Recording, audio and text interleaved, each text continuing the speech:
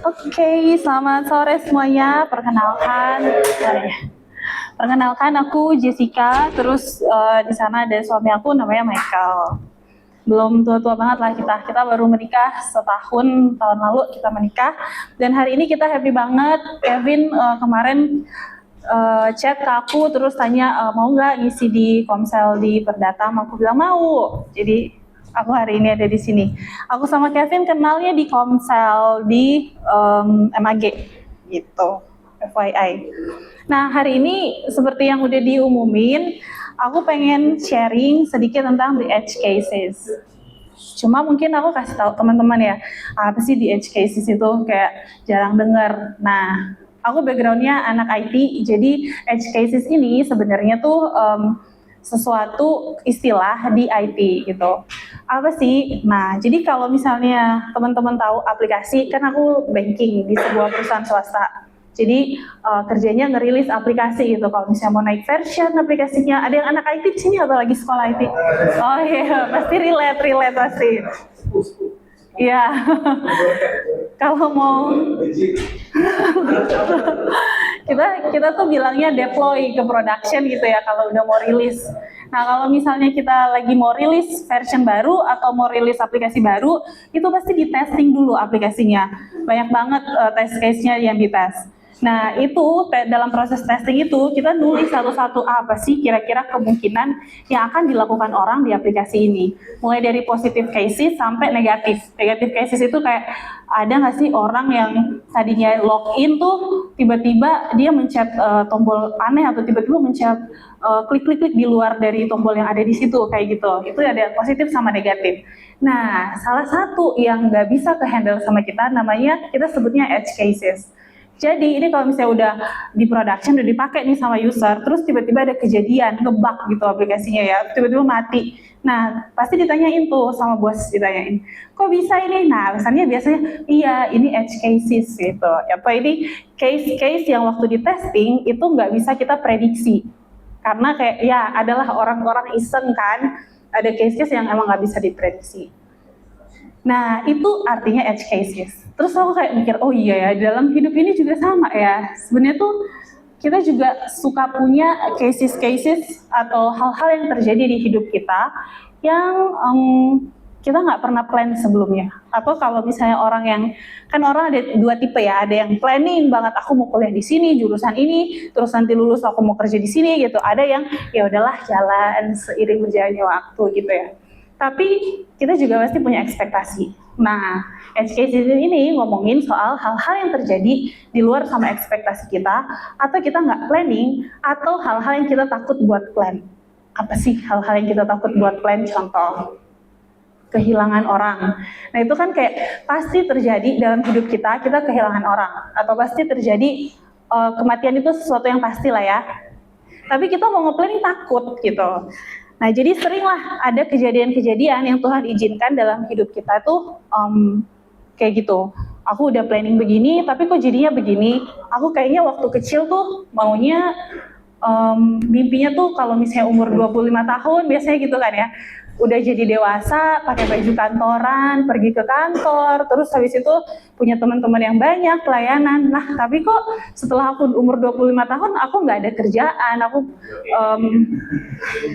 atau aku belum lulus kuliah juga, atau ternyata aku dijauhin sama teman-teman aku. Nah, itu sering terjadi dalam kehidupan kita. Yang pertama, kita perlu menerima dulu, oh iya, dalam hidup ini emang ada ya hal-hal seperti itu tuh ada gitu. Dalam hidup ini kita nggak bisa menghindar dari hal-hal seperti itu. Nah, tapi yang mau aku bagi ke teman-teman hari ini adalah gimana caranya supaya saat itu terjadi, kita punya namanya coping mechanism. Coping mechanism itu cara kita untuk bisa menyesuaikan diri dengan keadaan di hari itu, waktu hal yang buruk atau hal yang gak sesuai ekspektasi kita tuh terjadi. Karena kan kita sering lihat tuh di luar sana, kenapa sih orang stres, kenapa sih orang depresi gitu ya, padahal kan kayaknya kalau masalah dia ditempatin tempat aku biasa aja deh gitu. Nah, sebenarnya orang stres itu karena dia gagal menyesuaikan diri dengan kejadian di luar ekspektasinya dia gitu. Misalnya tiba-tiba diputusin, kan harus menyesuaikan diri tuh sehari-hari, biasanya ada chat, nggak ada chat gitu. Nah, ya, kegagalan dalam coping, kegagalan dalam menyesuaikan diri itu disebut stres atau depresi gitu. Itu yang terjadi di sekitar kita. Nah, di sini aku mau coba sharing gimana caranya supaya kita waktu mengalami edge cases yang pasti terjadi dalam hidup kita itu, kita bisa coping sama hal tersebut. Oke, yang pertama. Yang pertama aku catat di sini adalah kita perlu mengenal diri sendiri sesuai apa kata Tuhan. Nah, pengenalan akan diri sendiri ini sebenarnya cukup panjang prosesnya, dari kita kecil terus sampai kita umur sekarang, dan aku yakin mungkin di antara teman-teman ada yang belum secara spesifik bisa define diri kalian. Kalian sukanya apa? Biasa tuh kalau misalnya interview kerja ya, kita ditanyain sama HR, coba sebutkan 5 kelebihan sama kekurangan kamu. Mikir kan biasanya kayak, apa ya, kelebihan aku, apa ya kekurangan aku. Nah, kadang tuh kita belum bisa mendefinisikan diri kita sedalam itu. Sebenarnya penting banget, tapi definisinya itu penting juga untuk kita arahkan ke mana. Definisi itu tuh harus berdasarkan apa kata Tuhan tentang kita, bukan apa kata orang-orang, atau kata Instagram, atau kata diri kita sendiri. Misalnya, aku tuh waktu kecil sering dibully, jadi ya sekarang aku jadi sensitif sama orang, misalnya kayak gitu. Nah, itu apa kata kita kan, pokoknya aku sensitif orangnya. Nah, itu tuh bukan sesuatu yang sebenarnya Tuhan taruh dalam kehidupan kita. Itu yang harus kita work on. Cara kita memandang diri kita sendiri. Definisi ini tuh yaitu cara kita memandang diri kita sendiri gitu. Terus ini kenapa penting sih? Iya penting karena kita jadi tahu kelebihan sama kekurangan kita. Kalau misalnya ada orang nyakitin kita, kadang tuh kita langsung marah gitu tanpa kita berpikir kan, kenapa sih aku kesel kalau orang nyakitin aku? Apa ya yang aku pikirin? Bagian apa ya yang paling menyakiti aku waktu orang lain kesel sama aku atau waktu orang lain nyebelin, padahal orang lain tuh biasa aja. Nah, kenapa ya aku kesel? Nah, kita tuh jarang berpikir ke arah sana, tuh jarang. Nah, mulai hari ini coba kalau misalnya ada sesuatu yang buruk terjadi dalam kehidupan kita, coba berpikir kalau kita sedih atau kita kecewa atau kita kesel sama orang, kita pikir kenapa aku bisa kesel ya. Bisa jadi karena backgroundnya sebelumnya kita pernah dikeselin atau udah 1000 kali kita dikeselin sama orang yang sama, jadi orang yang ngomong apa aku udah kesel gitu. Nah, itu bisa juga terjadi. Jadi penting ya kita untuk mengenal diri kita sendiri sesuai apa kata Tuhan. Ada di dalam Alkitab memang kayak anak Tuhan tuh harusnya seperti apa. Nah, itu pentingnya juga kita baca Alkitab ya, supaya kita ngerti gitu. Sebenarnya Tuhan tuh ciptain aku buat apa sih? Sebenarnya Tuhan tuh pengen aku apa sih yang Tuhan taruh dalam diri aku gitu. Oh, aku nih misalnya orangnya suka hal-hal detail. Kayaknya ada deh yang Tuhan mau taruh dalam diri aku terkait hal-hal detail ini gitu. Atau aku tuh orangnya suka ngulik.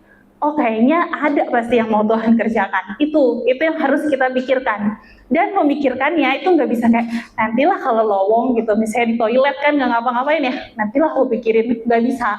Harus intentionally, harus dengan sengaja kita berpikir menggumulkan sama Tuhan. Kayak saat kita berdoa atau saat teduh tuh kita harus tanya Tuhan, aku tuh sebenarnya gimana sih? Itu tuh pasti dijawab sama Tuhan lewat berbagai macam hal. Itu oke. Yang pertama jadi gimana caranya untuk kita coping sama masalah-masalah edge cases itu, yaitu mengenal diri sendiri sesuai apa kata Tuhan, bukan kata Instagram, TikTok, atau teman-teman, tapi sesuai apa kata Tuhan. Oke. Nah, mengenal diri sendiri sesuai kata Tuhan ini juga akan membuat kita merubah ekspektasi kita. Kadang kita tuh kecewa terhadap sesuatu bukan karena sesuatu itu mengecewakan, tapi kita expect-nya berlebihan.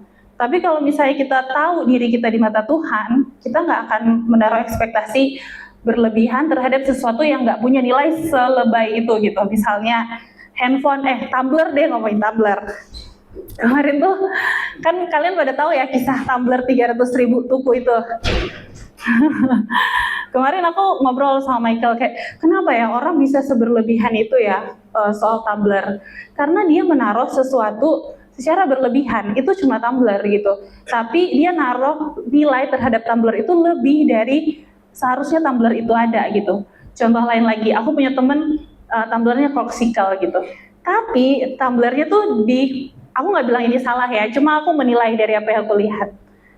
Tumblernya tuh dikasih tas, terus disayang-sayang, kalau bawanya hati-hati.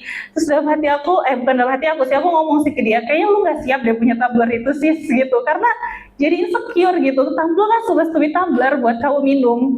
Apa gunanya kalau misalnya tumbler itu kamu tiap kemana-mana, aduh kasihan ya tumbler aku, nanti jatuh, nanti kegores, mahal gitu kan. Jadi kita menaruh nilai lebih daripada seharusnya itu ada gitu. Handphone ya buat handphone gitu, nggak usah kayak didewakan, sayang banget ini jatuh ya. Handphone pasti ada lah jatuh. Kalau misalnya kamu nggak siap dengan handphone kamu jatuh, ya berarti belilah dengan nilai yang lebih rendah, mungkin itu ya. Itu ya. Proses kita mengenal diri kita sendiri di mata Tuhan itu mengubah ekspektasi kita terhadap situasi yang terjadi di sekitar kita. Yang kedua adalah menjaga pilihan-pilihan kecil di hidup kita. Ingat nggak waktu Tuhan Yesus ngutukin pohon ara gitu kan? Aku yakin Tuhan tuh nggak sekali lihat, wah nih pohon nggak berbuah nih kutuk gitu, enggak. Tapi mungkin Tuhan lewat di situ berkali-kali. Udah ngelihat ini nggak berbuah, dikasih kesempatan. Besok Tuhan lihat lagi nggak berbuah lagi gitu. Nah yang ke 1000 kali mungkin ya, nggak exactly 1000 mungkin. Tuhan lihat nggak berbuah, dikutuk lah sama Tuhan gitu. Sama kayak kita. Kalau misalnya kita nggak menjaga pilihan-pilihan kecil kita, jangan pernah expect kita bisa jadi orang yang tiba-tiba baik gitu. Orang baik itu dia melakukan hal baik dari hal kecil-kecil. Dari ke temannya, ke saudaranya, ke orang tuanya gitu. Orang nggak bisa tiba-tiba baik gitu. Aku bertobat Tuhan, ya oke aku mau baik. Terus besok dia baik ke semua orang gitu. Oke besok-besoknya lagi dia bisa baik juga apa enggak gitu. Jadi kita perlu menjaga pilihan-pilihan kecil dalam kehidupan kita. Kalau Tuhan kasih kesempatan untuk kita bisa jaga hidup kita, untuk kita bisa sama teman kita baik, ambillah pilihan untuk menjadi orang yang baik gitu. Karena dari satu pilihan itu akan merubah pilihan lain, terus akhirnya ya kita jadi orang yang benar. Tapi kalau misalnya satu pilihan aja kita udah failed, what do you expect itu nanti? Apakah aku bisa tiba-tiba jadi orang baik? Enggak. Itu sama halnya juga sama orang jahat ya. Nggak ada orang yang tiba-tiba jadi jahat. Itu pasti dipupuk dari dia kecil, terus akhirnya ya udah jadi orang jahat, merubahnya pun susah gitu. Jadi aku mau ingetin ke teman-teman di sini, kalau misalnya kita dalam menjalani kehidupan kita, atau dalam masa-masa sulit, atau ada orang yang ngeselin banget dalam hidup kita, pilihlah untuk menjadi orang yang baik, yang benar. Karena itu bukan akan membawa kebaikan buat orang itu, tapi buat diri kita sendiri ke depan. Oke, terus yang ketiga, ini penting banget. Kita harus surround diri kita, mengelilingi diri kita dengan komunitas, dengan orang-orang yang benar. Karena ya adalah di Alkitab di mana-mana ya, di Korintus tuh ada dibilang pergaulan yang buruk merusak kebiasaan. Keren sekali. Ya, jadi itu penting banget. Ini nggak cuma soal komunitas juga. Komunitas akan membawa kalian ke istri atau suami siapa yang nanti akan jadi kriteria kalian. Kalau kalian tiap hari melihat orang yang nggak benar hidupnya di dalam bawah alam sadar kalian akan menganggap orang yang nggak apa-apa kok sama orang kayak gini, orang gue gaulnya juga sama orang yang kayak gini gitu. Standar kalian tuh akan beda gitu. Itu mempengaruhi cara berpikir secara saintifik ya, nggak usah ngomongin teologikal lah. Secara saintifik itu sangat mempengaruhi. Itu kenapa kalau kita lihat kebanyakan teman-teman kita ya yang misalnya datang dari background keluarga yang misalnya orang tuanya bercerai atau misalnya orang tuanya abandon gitu ya. Itu tuh pas gede mungkin orangnya akan punya kecenderungan ya, bukan pilihan hidup dia, kecenderungan untuk memilih hal yang sama padahal dia sebenarnya nggak mau gitu. Itu bukan salah dia sebenarnya, tapi karena lingkungan yang dia lihat tiap hari begitu gitu, jadi secara tidak langsung membentuk pola pikirnya dia. Itu kenapa teman-teman perlu banget untuk memilih teman-teman yang tepat. Saat ini sih menurut aku udah bagus banget kalian memutuskan untuk datang ke sini setiap hari Sabtu, terus bertemu sama orang-orang yang meskipun ya ada nyebelinnya, meskipun kadang-kadang masih bercandain aku yang nggak benar gitu, tapi waktu kalian mau jatuh, orang-orang inilah, coba lihat kanan kirinya, orang-orang inilah yang akan menjagai kalian, gitu.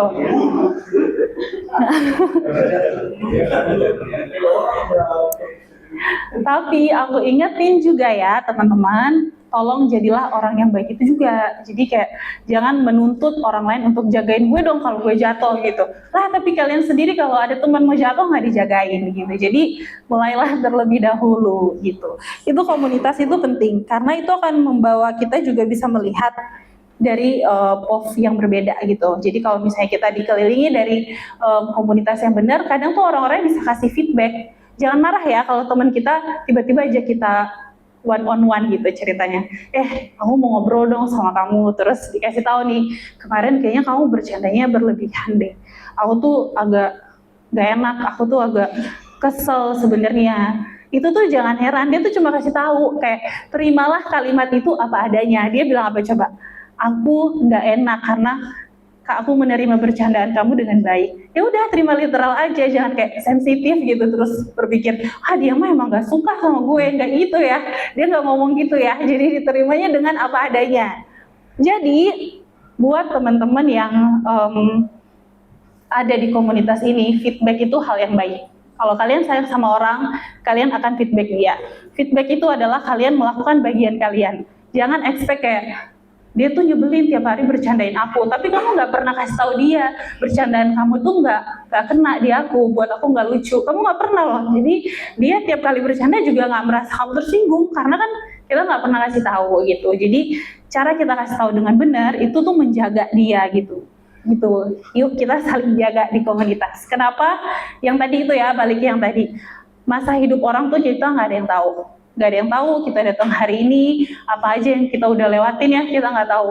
Hari ini mungkin kita udah di sensiin sama 10 orang, kita nggak tahu. Terus pas dia datang dia mukanya bete, kita kayak apaan sih baru datang udah bete gitu kan.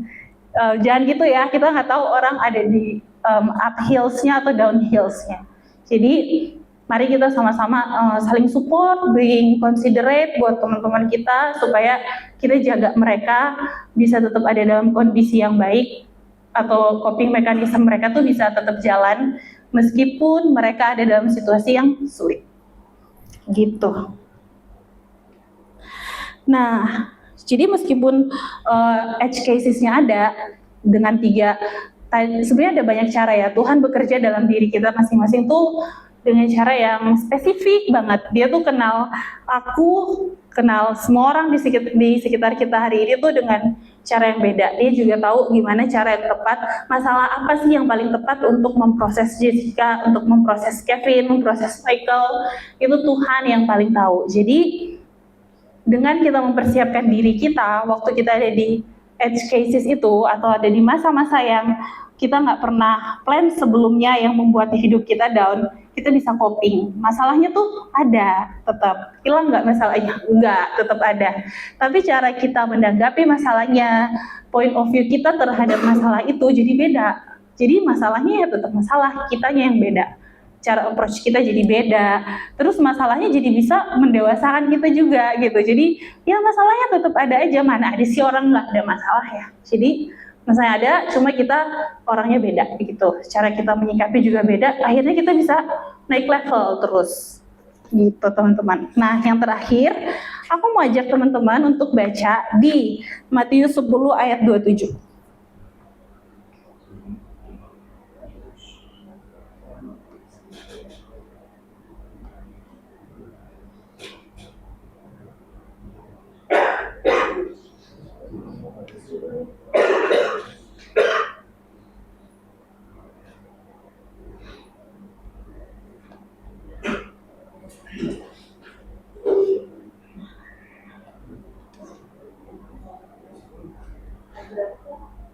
Matius 10 ayat 27.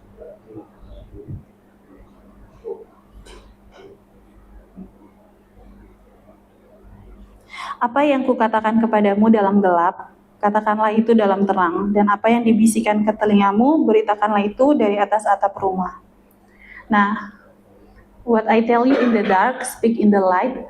What is whisper in your ear, proclaim from the roof. Itu bahasa Inggrisnya. Nah, jadi kayak apa sih yang Tuhan kasih tahu kita di masa-masa gelap hidup kita, waktu kita lagi down, kita bergumul sama Tuhan, apa sih yang Tuhan kasih tahu?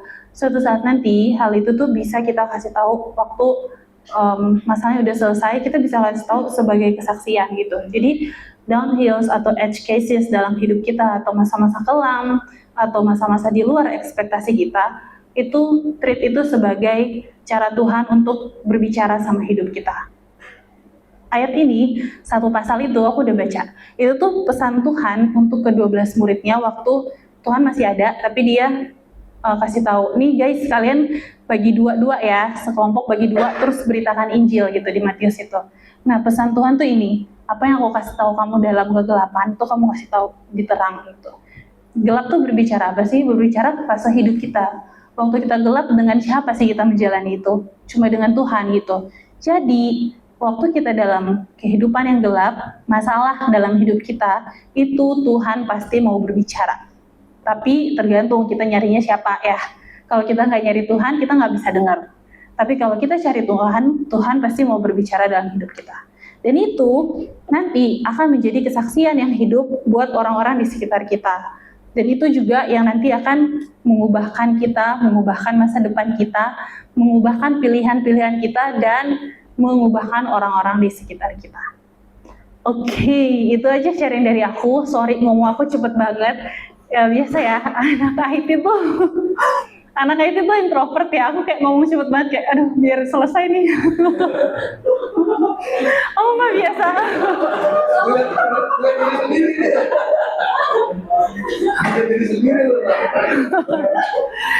Iya nggak biasa under spotlight. Nanti aku belajar lagi ya. Next time aku kesini ngomong aku bisa lebih oke lah ya. Thank you ya buat kesempatannya. Selamat sore.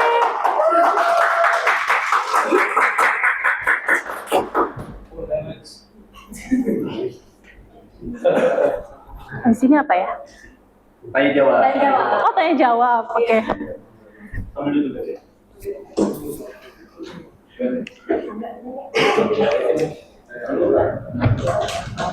Terima kasih Kak Jessica. Ini bukan diselesaikan juga. Ada yang mau bertanya? Ada yang mau cerita? Ada yang mau? Ada yang mau?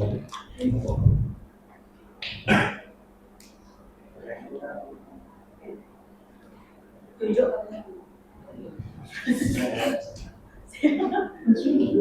Jadi gua tanya deh. Yes. Saya jadi gue. Mau nanya Kak. Sebenarnya ini ya cuma sih, cuma mungkin pengalaman dari Kak Jessica gitu. Kan sekarang kita kenal tuh ada yang namanya standar sosmed ya, standar TikTok, standar IG dan segala macam. Nah, tapi buat teman-teman yang emang baru ini nih, apa ya? Ya misal baru masuk kuliah, terus ya baru kuliah gitu. Kadang kan mereka tuh di lingkungannya suka yang kenal yang namanya FOMO gitu, fear of missing out. Dan mereka kadang susah untuk memfilter mana yang emang benar itu ya sesuai dengan value-nya atau sesuai dengan kehendak Tuhan, sejalan dengan apa emang Tuhan mintakan atau izinkan gitu. Tapi kadang-kadang karena emang dunia semakin abu-abu tuh garis batasnya tuh nggak kelihatan. Nah kalau dari Kak Jessica ada tips nggak nih buat teman-teman yang emang baru bisa masuk kuliah gitu, buat jangan apa ya, jangan terlalu insecure sama standar-standar TikTok kayak gitu.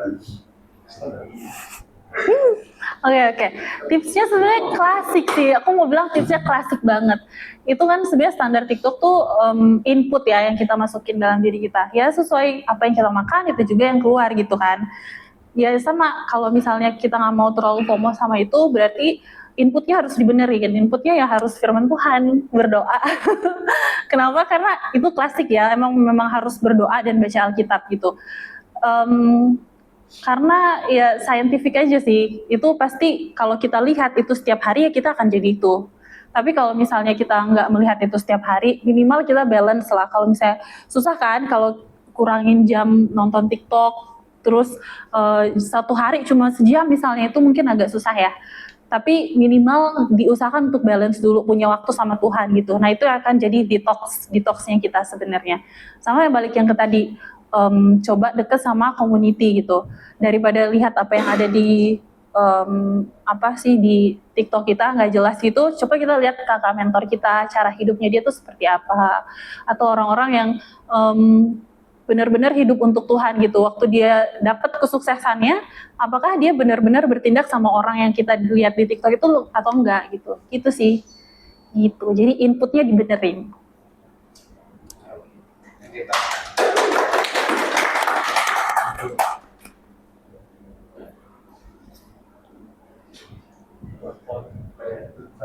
Aduh Kevin.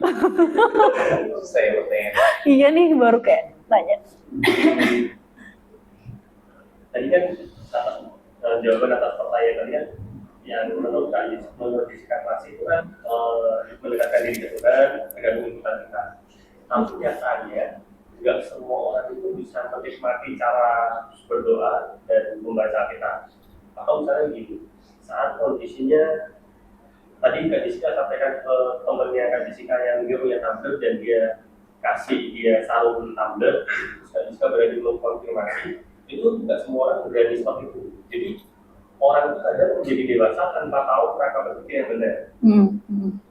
Kalau dia nggak tahu kerangka berpikir yang benar, dia berpikirnya kan yang penting pekerjaan itu jangan saling ngurusin urusan orang lain. Padahal itu bukan perkara ngurusin urusan orang lain, itu biasa aja. Kita kasih tahu kamu kasih tahu benar ya kamu nggak bisa gede. Itu tuh bukan ngurusin urusan orang lain, itu biasa aja. Cuma kan nggak semua orang berani berpikir itu karena kerangka berpikir nggak benar. Nah, apa yang maksudnya mungkin kalau boleh dijadikan ceritain apa yang membuat Jessica dari kecil bertumbuh di mungkin lingkungan rumah, lingkungan sekolah, komunitas sampai bisa punya kerangka berpikir seperti itu karena nggak melihat banyak orang yang bisa punya kerangka berpikir seperti itu walaupun itu kan kerjaannya oke pun kerangka berpikir belum tentunya bahkan saat kita berani mengkonfirmasi buat manajemen atau pengembangan itu belum tentu berani. Nah, kenapa di Jessica bisa berani dan punya kerangka berpikir itu? Jadi Oke, pertama dulu deh, kenapa bisa berani? Yang balik ke tadi ya, dengan dasar firman Tuhan. Tapi kita harus berangkat dengan definisi mengasihi Tuhan tuh nggak gampang gitu. Kita kan kalau di gereja tuh kayak ya udah kita bikin event supaya anak muda bisa tertarik bla bla bla. Tapi kenyataannya pas mereka menjalani itu sendiri, itu harus dari diri mereka sendiri. Mengasihi Tuhan tuh perjuangan. Kamu harus berjuang, nggak bisa kayak terima aja lah dari gereja. Nggak akan bertumbuh orang yang cuma terima doang. Kayak kita harus berangkat dengan mindset aku mengasihi Tuhan, aku tuh harus berjuang. Jadi waktu kamu ngantuk pas lagi baca Alkitab, anggap itu sebagai perjuangan kamu gitu. Nggak bisa kayak ngantuk udah gitu. Nggak bisa, nanti nggak akan bertumbuh, nggak akan kelihatan gitu. Jadi harus intentionally, emang awalnya harus dipaksa. Ini tuh bukan soal makanan enak nggak enak kalau firman Tuhan, tapi kayak kamu makan atau enggak gitu. Jadi wajib, kalau orang sakit tuh makanan dimuntahin tetap harus makan. Kalau dia nggak makan nanti dia makin sakit, makin down kan. Nah itu dari mindset seperti itu, kamu harus melatih diri. Kita harus melatih diri kita tuh untuk disiplin sama firman Tuhan. Jadi itu bisa memperbaiki kita punya input dan lain-lain. Nah setelah itu kalau misalnya punya kerangka berpikir, sebenarnya sih karena reflektif ya. Aku tipe orang yang reflektif. Misalnya kayak lihat awan agak lebay. Saya lihat awan kayak wah indah banget ya ciptaan Tuhan. Kenapa ya awan warna kayak gitu? Kenapa ya mempertanyakan sesuatu? Tapi nggak semua orang emang bisa begitu. Ada masing-masing orang tuh punya cara berpikir masing-masing. Dan menurut aku nggak semua orang harus kayak aku konfront orang gitu. Enggak juga. Semua orang ada caranya sendiri gitu untuk jadi berkat lah buat orang lain. Terus case kedua soal temen aku itu, yang pertama detailnya, yang pertama dia temen aku yang emang suka cerita sama aku. Jadi aku juga nggak akan lihat dia bersungut-sungut sendiri lagi bawa tumbler terus tiba-tiba aku sinisin gitu. Gila lu tumbler gitu doang gitu. Enggak, itu kan nanti jadi batu sandungan ya. Jadi harus tahu etika juga. Kalau dia cerita ke aku, baru bisa aku feedback dan level kedekatannya sedalam apa, baru bisa di feedback gitu, baru bisa diomongin kayak gitu. Kalau orang random, kayaknya nggak bisa deh. Sama kita buktikan juga gitu. Kalau kita feedback kamu kayak gitu, setelah ini kamu minta tolong, akan aku bantu dengan segenap hati juga. Jadi feedback aku itu tuh bukan berarti aku kesal sama kamu, tapi kayak ya it's just a feedback gitu. Kamu terima nggak terima ya udah gitu. Gitu sih. Ada follow up question nggak? Oke. Dengan cara berpikir seperti itu, pernah nggak Jessica sebelum di tahap yang sekarang berada di posisi downhill, dan itu di usia berapa dan kenapa dan gimana keluarnya? Atau kalau belum pernah di downhill apa? Banyak posisi downhill. Sebenarnya tuh kalau kata orang ya, orang yang bisa ngomong kayak gini tuh biasanya yang udah dewasa duluan gitu. Nah, aku tuh ditinggal papa aku aku anak tunggal cewek, ditinggal papa aku meninggal umur berapa ya? Lupa, 6 tahun ya, 65 gitu. 10 ya. 10. Umur 10 tahun gitu. Jadi kan berarti cuma berdua tuh sama nyokap. Nah, proses itu downhill-nya tuh proses coping mekanisme yang aku bangun di saat itu, ya terutama drill down mamaku ya. Mamaku kayak sangat-sangat kamu harus baca Alkitab, kalau enggak kita nggak punya pertolongan lain selain Tuhan.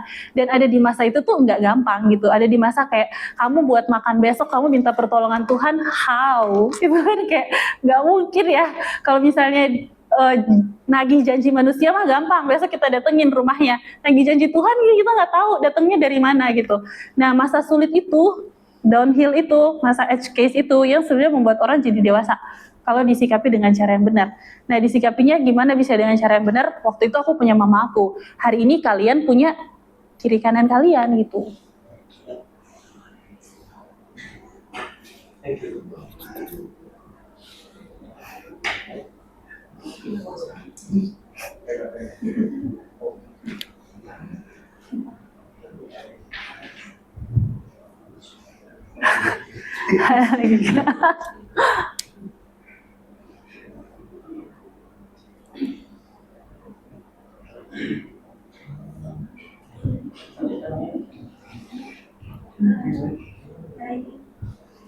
Aku deh. Oke. Pertanyaan sederhana supaya kakak kan juga pengen sharing cepat. Ya. Enggak. Nah, aku juga kita sebagai manusia kan kalau punya masalah itu pengen segera cepat berlalu gitu. Dan nggak tahu ya, akhirnya di umur yang banyak ini juga ngerasa akhirnya setiap musim, setiap minggu atau bahkan setiap bulan selalu ada masalah, dan karena sering datangnya masalah itu, jadi akhirnya yang penting cepat berlalu gitu.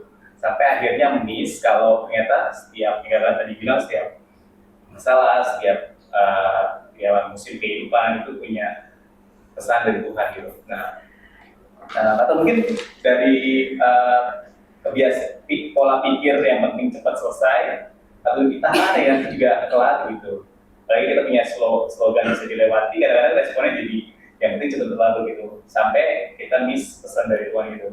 Nah, menurut kita sendiri gimana caranya supaya nggak miss gitu pesan dari Tuhan, karena ya aku juga ngerasa akhirnya ya lo nggak dapat pesan dari Tuhan, ya masalah hanyalah masalah gitu. Sekarang kalau lo bergumul, masalah adalah pembentukan dari Tuhan. Itu kadang-kadang ya cuma beda, tinggal taat, tinggal direnungkan gitu. Nah, menurut gimana supaya nggak miss gitu setiap pembentukan, setiap masalah yang kita hadapi. Oke. Aku bagi jadi dua deh masalah. Yang pertama masalah di kerjaan. Masalah kerjaan harus cepat selesai kan, kalau enggak nanti dimarahin bos gitu kan. Jadi oke lah, kita nggak anggap itu masalah ya.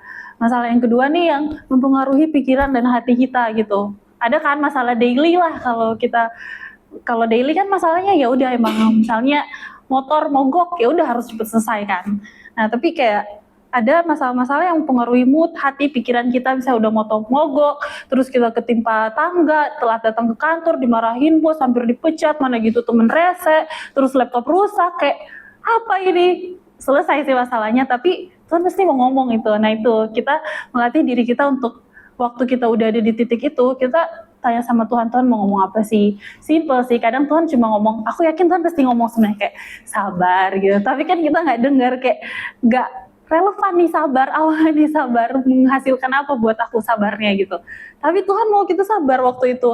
Nah, itu sebenarnya sih yang Tuhan mau, hal-hal kecil kok sebenarnya, sabar, terus kayak coba kamu lebih memahami orang lain, coba kamu lebih melihat di sisi orang lain. Hal-hal seperti itu tuh yang mau Tuhan ajarin, yang akhirnya nggak kelihatan sekarang. Tapi setahun 2 tahun lagi, kok aku jadi orang yang sabaran ya, dia nyebelin aku kayak bisa ngomongin orang, kamu jangan gitu, dia tuh kayak gini karena pasti ada backgroundnya, ada sesuatunya. Kita jadi kaget sendiri, oh kok aku bisa itu karena hal-hal kecil yang tadi gitu. Gimana ya merasa sih efeknya juga ya gitu ya ngambek, gue udah gak ngambekan lagi ya kan Ya betul.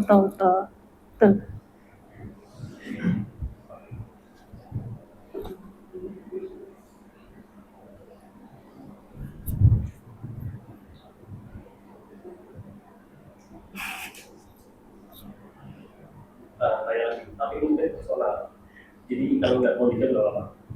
Dengan tadi cerita Jessica yang 10 tahun itu, melewati dari 10 tahun sampai menjalani masa-masa di sekolah itu nggak akan cocok. Maksudnya circle-nya nggak akan cocok dengan pola pikir yang bisa jadi sekarang. Di momen apa Jessica bisa ngerasa, oh ternyata aku kayak gini. Mungkin di umur 10, 11, 12 nggak kerasa gitu, terus di lingkungan nggak akan secocok itu. Di umur berapa? Mungkin di kuliah, atau setelah lulus kuliah, atau setelah kerja, dan saatnya dari itu pasti ada lesson life-nya Jessica yang turning point-nya, bukan turning point juga ya, karena prosesnya kan berproses tanpa kita sadari, mengikuti alur yang direncanakan, bukan kita ikutin. Terus waktu kita melihat balik, oh, ternyata aku sudah sejauh ini dan ternyata aku bisa punya pola pikir kayak gini. Dan itu mungkin perlu cerita sedikit. Sebenarnya itu nggak bisa ditarik lurus timeline terus ada satu titik, enggak, tapi dia kayak banyak titik gitu. Waktu aku SD aku tipe yang ambisius gitu, bukan karena apa-apa, karena mama aku tuh meskipun dia Kristen tapi kayak karena ditinggal papa ya, jadi dia menaruh value yang besar terhadap meskipun kita kurang ini kurang itu tapi kamu harus pintar gitu. Jadi kayak oke, aku harus pintar gitu. Jadi aku berjuang untuk pintar. Aku happy kalau misalnya aku juara kelas. Nah, Tuhan kasih knowledge cukup buat kamu umur SD ya cukup, sampai kayak aku happy kalau aku pintar, meskipun itu jadi ego gitu ya, ngelihat anak nggak pintar kayak ih bodoh gitu kan. Tapi buat aku waktu umur SD itu cukup buat Tuhan gitu. Nah nanti waktu naik SD lagi Tuhan kasih knowledge yang secukupnya untuk aku bisa bertumbuh di stage itu, SMP dan selanjutnya sampai sekarang kerja.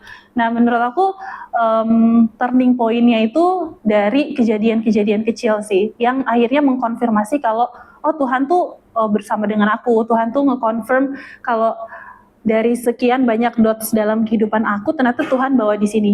Contohnya ini ya. Satu hal yang aku baru tahu tentang diri aku karena aku ambisius, jadi aku ikut segala macam lomba kan. Jadi aku pikir aku suka spotlight gitu. Nah, setelah aku kayaknya sudah kerja aku merasa ada kejadian lah yang Tuhan buat dalam diri aku, sehingga aku menyadari kayak ternyata aku tuh bukan spotlight, sukanya tuh bisa one on one sama orang, melihat perubahan hidup orangnya berubah, ternyata itu menyenangkan gitu. Jadi bukan spotlight. Waktu aku di spotlight, aku cuma lihat ekspresi orang happy gitu, terus kayak tepuk tangan, buat aku itu udah menyenangkan. Tapi setelah aku tahu kalau aku bisa one on one sama orang dan orang yang bisa berubah lebih baik, itu level menyenangkannya jadi lebih lagi gitu.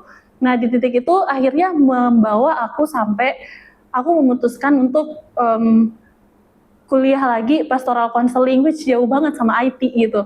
Cuma karena aku yakin Tuhan kasih bibit itu dalam diri aku untuk aku bisa berdampak ke orang, tapi one on one, bukan kayak di atas panggung gitu. Kayak ya emang Tuhan kasih hatinya di situ. Jadi kayak titiknya tuh kecil-kecil gitu, Kevin, bukan ada turning point, enggak.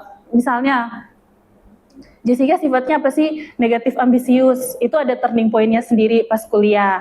Jessica sifatnya apa sih? Pemarah. Itu turning point-nya mungkin belum. Masih pemarah. Terus Jessica apa gitu. Nah itu ada turning point-nya lagi gitu sih.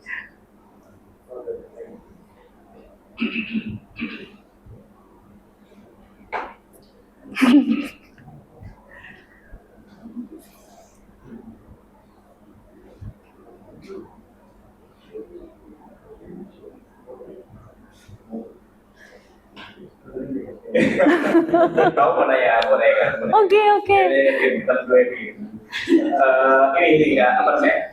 Aku ada satu template di WhatsApp aku. Misalnya orang yang hidupnya enak, orang hidupnya biasa berkecukupan, biasanya punya mentalnya begini gitu. Tapi ada orang susah, yang mungkin dia berjuang dari bawah, dia punya mentalnya begini gitu. Kadang-kadang sampai memaklumin gitu, kayak aku punya bos di kantor tuh, oh dia langsung bos, ya wajar lah gitu ya. Sampai ya gitu sih. Apakah menurut kakak jadi masalah itu matters gitu? Maksudnya masalah yang kita punya, jadi itu benar-benar berpengaruh membentuk kita gitu.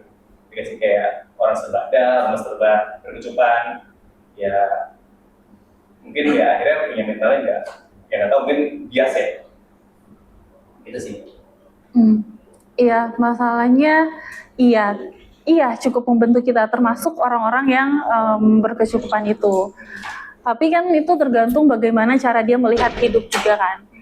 Itu kenapa Paulus tuh bilang kalau kita susah tuh kita harus bersyukur gitu. Kita dikasih kesempatan sama Tuhan ini gitu. Karena emang Tuhan Yesus bilang orang kaya susah masuk surga itu tuh karena hatinya di situ gitu. Tapi ada juga nggak orang miskin yang hatinya di uang? Ya ada juga gitu, lebih parah lagi kan. Nah jadi sebenarnya pembentukan Tuhan tuh nggak matters dia kaya atau miskin, nggak matters dia pewaris atau apa, perintis atau pelopor. Pasti ada cara Tuhan membentuk dia sendiri di situ dengan masalahnya dia. Mungkin masalahnya bukan kantor, tapi mungkin tapi kita nggak usah cari-cari masalah orang lagi ya. Tapi mungkin dia kayak keluarganya berantakan, kita nggak pernah tahu gitu. Nah, bagaimana dia menyikapi masalah itu mungkin nggak sewise kamu. Cara dia menyikapi masalahnya mungkin ya udahlah biarin aja, itu yang penting gue punya uang gitu, bisa jadi kayak gitu. Nampaknya baik-baik aja, tapi siapa yang cek spiritualitasnya juga kan? Siapa yang cek hubungan dia sama Tuhan? Kalau misalnya dia lagi stres, dia kemana? Jangan-jangan dia clubbing. Apakah itu hidup baik-baik saja yang kita bayangkan? Nggak juga kan?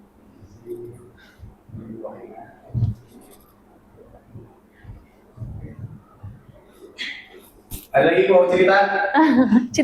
cerita. Dua serigala.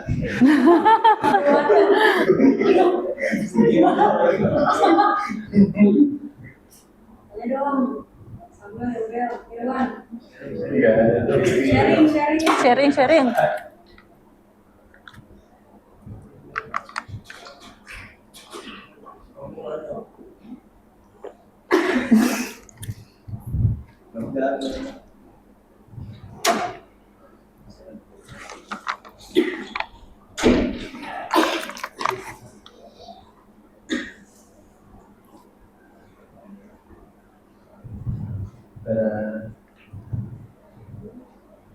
Udah, teman-teman.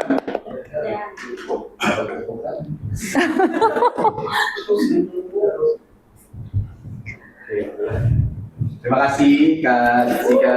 Terima kasih.